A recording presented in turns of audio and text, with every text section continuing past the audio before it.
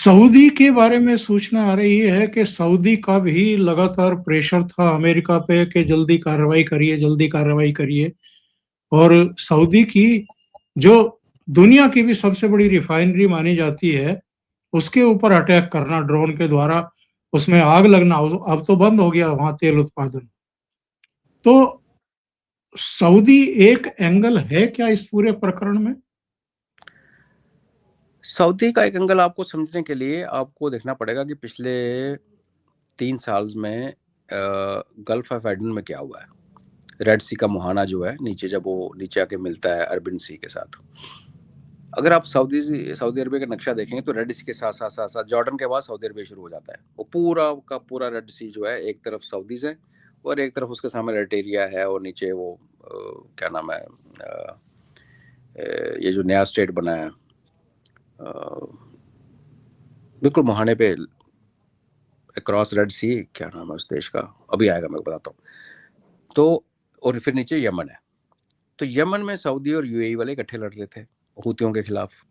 फिर एक टाइम आया कि आपस में फ्रिक्शन हो गई, और अभी जब साउथ अरबिया बन गया यमन का साउथ वाला, उसको क्लियरली उसको यूएई की सपोर्ट है, और उसकी लोकेशन क्या है, यहाँ पे रेड सी खुलता है। रेड सी नैरोस्ट पॉइंट पे सिर्फ 27 किलोमीटर चौड़ा है।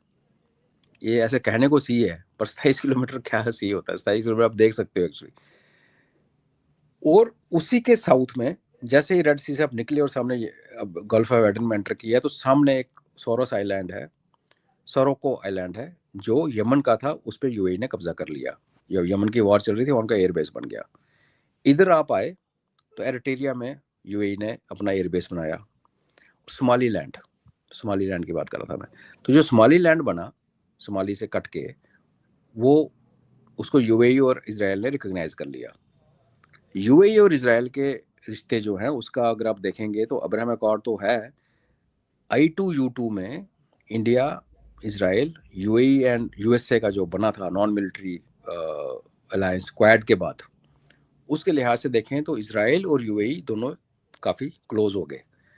यूएई ने क्या किया, यूएई को ये प्रॉब्लम जो सऊदीज को अभी आ रही है, यूएई को आज से 10 साल पहले आ गई थी कि तेल खत्म होना शुरू हो गया था। इसकी जो 7 रियासतें हैं उसमें से 2 में तेल नहीं है। तो यूएई ने एक कॉन्शियस कॉल ली और उसको अपने का इंटरनेशनल बिजनेस हब बना दिया। दुबई में आओ, दुनिया भर के दफ्तर हैं। अबू धाबी जाओ, दुनिया भर के दफ्तर हैं। तो वहाँ पे उसने ये प्रूव किया कि तेल बेचने के अलावा और ऊँट मार के काट के खाने के अलावा भी हमारे पास एक पोटेंशियल है कि हम दुनिया की सेफेस्ट सिटीज़ यहाँ बनाएं, दुनिया यहाँ पे आके ऑफिस बनाए। यही बिल्कुल। प्लान सऊदीज का था। नोम जो उनका प्रोजेक्ट था, जिसमें ऑलमोस्ट कोई कहता 150 किलोमीटर, कोई कहता 400 किलोमीटर लंबी एक शहर बननी थी, वर्टिकल, शीशे का, जिसके अंदर गाड़ी नहीं चलनी थी, जीरो कार्बन, सब कुछ अंदर ही मेट्रो चलता, अंदर ही शॉपिंग, अंदर ही घर, और सारा बाहर शीशे से बंद होता।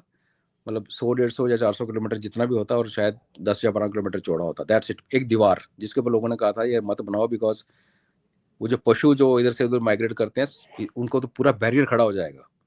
तो वो भी पता चला कि अब नहीं बन रहा, बिकॉज उनके पास पैसे नहीं है। तो सऊदीज को प्रॉब्लम ये रही, तेल सूख रहा है, सऊदीज का भी तेल सूख रहा है। पानी का इशू तो सबको है, जो पानी का बात हो रही है डिस्टिलेशन की, वो तो पूरे खाड़ी में हर जगह है। सऊदीज का भी यही प्लान था कि क्योंकि रेड सी हमारे पास है और उसके थोड़ा ही डिस्टेंस पे मक्का है, थोड़ा ही डिस्टेंस पे रियाद है, हम यहाँ पे हम वो करेंगे जो यूएई ने किया, लेकिन यूएई ने उसको मात दे दी। और नीचे वाला जो हिस्सा है रेड सी का, जहाँ दुनिया का सारा ट्रेड निकलता है सुएज कनाल से होते हुए, उस पर पकड़ बना ली इसराइल और यूएई ने इकट्ठे।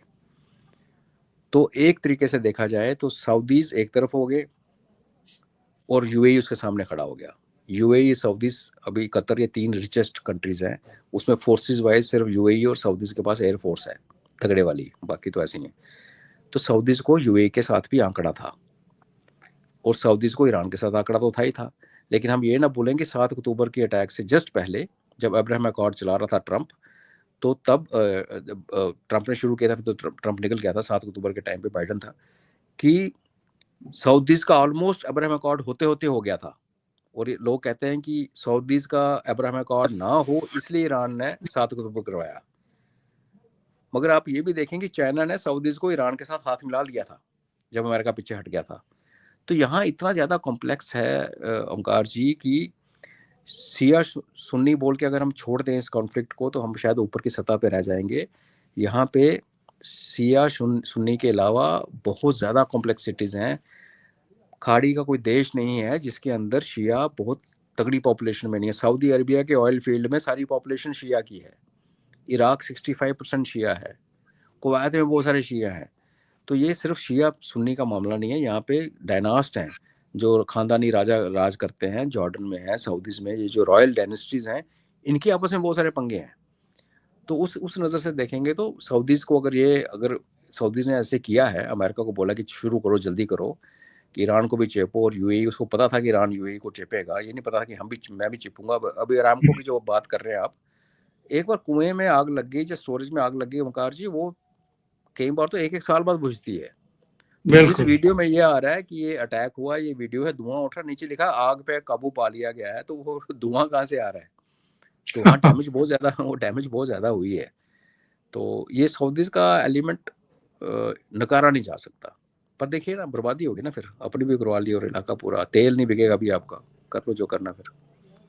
जी अभी जिस सिचुएशन में ये सब चल रहा है, एक बात ये भी कही जा रही है अजय जी कि अगर कोई डर्टी बॉम्ब उसने तैयार कर लिया है ईरान ने, और उसका यूज अगर किसी तरीके से उसने इजराइल पर कर दिया, तो इसके बहुत घातक नतीजे भी हो सकते हैं इजराइल के लिए।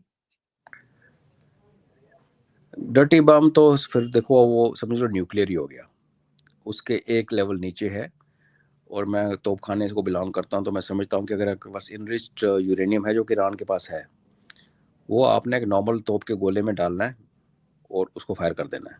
उसका धमाका वगैरह नॉर्मल होता है, देखने में बिल्कुल नहीं पता चलता न्यूक्लियर है, लेकिन उसकी जब रेडिएशन लीक होती है तो पूरा पूरा शहर उसमें चिपटा जाता है, लोग कैंसर वैंसर से मरने तक मर जाते हैं। वो पॉसिबिलिटी है, डेफिनेटली है। क्यों? क्योंकि आपने खुमैनी को मारा, आपने सेकंड लीडरशिप को भी मार दिया, तीसरे को मारने में लगे हुए हो। तो जो थोड़ा बहुत कंट्रोल, जिनसे आप बैकडोर चैनल करवा के, ओमान के थ्रू, भारत के थ्रू किसी से बात करवा सकते थे, वो तो आपने कर दिया खत्म।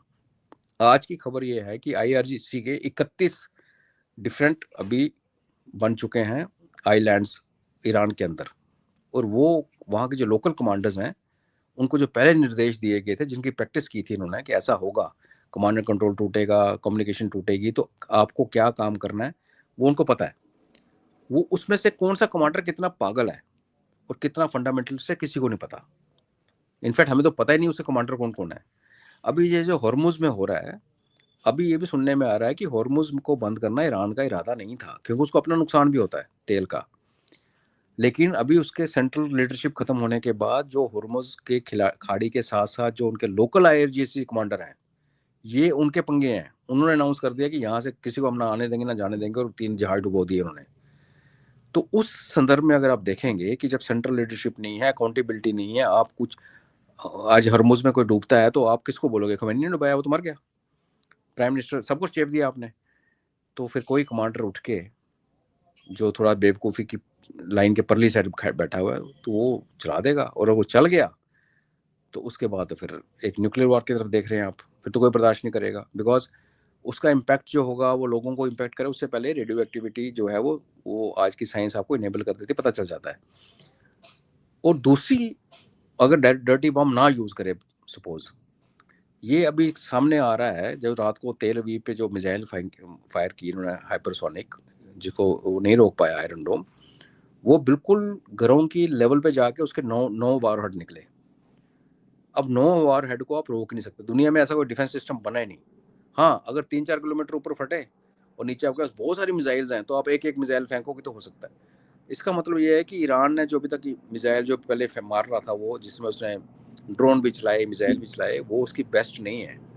और वो इसलिए अपनी पुराने वाली मिसाइल यूज़ कर रहा है ताकि इनका जो डिफेंस सिस्टम है वो सैचुरेट हो जाए। तो परसों रात को इन्होंने 40 प्रोजेक्टाइल्स यूएस के अब्राहम लिंकन पे मारे। उसमें 4 मिसाइल्स थी बैलिस्टिक और 36 ड्रोन थे। अमेरिका ने, बेड़े ने सारे इंटरसेप्ट कर दिए। मतलब अमेरिका ने उसको रोकने के लिए 40 मिसाइल फायर किए आगे से। तो आप ये भी समझें ओमकार जी, अगर ऐसे वाला अटैक दिन में 2 बार हो गया, तो अमेरिका जो कि समुद्र के बीच में खड़ा है, 6000 किलोमीटर दूर है अपने घर से, और डेगो गार्सिया जाकर वहाँ से हथियार लेके आने में 3 दिन का सफ़र है, तो कितने दिन वो अपने आप को डिफेंड कर पाएगा? इस सिचुएशन में अगर अभी कोई हाइपरसोनिक मिसाइल मल्टीपल वॉरहेड वाली अगर बेड़े को हिट कर गई और मदरशिप डूबे ना डूबे, जो उसका डिस्ट्रॉयर है 4 उनमें से कोई डूब गया, तो फिर एक बड़ी पॉसिबिलिटी आती है, क्योंकि देखो उस मदरशिप के ऊपर 4500 सेलर हैं, अगर वो लग गया तो समझ लो फिर अमेरिका तो with in few hours you will see a nuclear strike inside Iran. तो ये दोनों स्थितियां जिसमें ईरान एक डर्टी बॉम्ब यूज करे, ईरान नहीं, आईआरजीसी कमांडर जिसका नाम नहीं हमें पता, जहां बिल्कुल। फिर इनका बेड़े में कोई डूब गया, तो एक न्यूक्लियर पॉइंट नजर आता है, जो कि दुनिया के लिए बहुत ही गलत डेवलपमेंट होगी। उसके लिए बड़े लोगों को हर जाना अपनी जान से देना पड़ेगा जी। लेकिन अगर ये सिचुएशन आती है तो अमेरिका तो मुंह दिखाने के लायक नहीं बचेगा, सीधे नाक कटेगी। ना कटेगी, और अगर युद्ध पोत डूब जाता है ओमकार जी, तो सुपर पावर स्टेटस खत्म है इसका। फिर तो ये ट्रंप भी गया। अगर 4500 सेलर आपके डूब गए स्ट्राइक में, तो अभी तो 3 पहुंची हैं डेड बॉडी सिर्फ, और हल्ला मचना शुरू हो गया अमेरिका के अंदर। तो 45 हो गए, ऑफकोर्स सारे नाम भी मरे हैं, 1000 भी डूब जाए, 500 मर जाए, कम थोड़ी होते हैं। फिर तो ट्रंप की भी मिड टर्म शेड फिर पैकअप है, इसका खत्म है। तो इसने दाव बड़ा रिस्की खेला है। और मैं आज एक प्रोग्राम में किसी को बता रहा था कि सीआईए जो है ना, जिसने उस टाइम सद्दाम के खिलाफ बोला था, उसके पास बायोलॉजिकल वेपन जो आज तक नहीं मिले। सीआईए की प्रॉब्लम ये है कि सीआईए के जो एम्प्लॉयज होते हैं ओमकार जी, वो सिविल रूल के अंडर नहीं आते, वो प्रेसिडेंशियल प्लेजर पे आते हैं। तो ट्रंप को अगर किसी सीआईए ऑपरेटिव या चेयरमैन या हेड या सेक्रेटरी की शक्ल पसंद नहीं है, तो एक कागज के ऊपर साइन करके वो उसको नौकरी से निकाल सकता है। किसी डिफॉल्टिंग एम्प्लॉय के खिलाफ इंक्वायरी करो, उसका जवाब मांगो, फिर उस पर एक्शन लो, ऐसे वाला वो सिविल रूल के अंदर होता है। सीआईए सिविल रूल में नहीं आता। तो मेरे को तो ये भी लगता है कि जो गलत इनपुट इसको दी जाती है, वो सीआईए वाले इसको यही सुनाते हैं जो ये सुनना चाहता है। क्योंकि जिसने मुंह खोला, जब तुलसी गाबार्ड ने बोला था कि ईरान के पास कुछ नहीं है पार्लियामेंट में, तो इसने उसके बाद बोला था, किसी ने पूछा था कि आपकी हेड ऑफ सिक्योरिटी बोल रही है कि ईरान के पास वेपन नहीं है, तो इसने कहा था I don't care who she.